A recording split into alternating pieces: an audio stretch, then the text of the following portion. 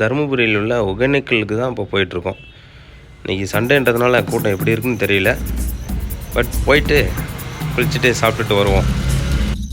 நினச்ச மாதிரியே கூட்டம் கொஞ்சம் அதிகமாக தான் இருந்துச்சு. இன்றைக்கி சண்டேன்றதுனால மீன் எல்லாம் பாருங்கள் எப்படி இருக்குன்னு. ஃப்ரெஷ் மீன், ஃப்ரை பண்ணது எல்லாமே சூப்பராக இருக்குது. தண்ணியும் ஓரளவுக்கு குளிக்கிற மாதிரி தான், ரொம்ப அதிகமாகவும் இல்லை ரொம்ப கம்மியாகவும் இல்லை, நார்மலாக போயிட்டுருச்சு. இந்த இடம் தான் சின்னார் வந்து சேர்கிற இடம். ரொம்ப நாளைக்கு முன்னாடி வந்தோம், இதெல்லாம் இல்லை. இப்போ கொஞ்சம் நல்லா டெவலப் பண்ணியிருக்காங்க.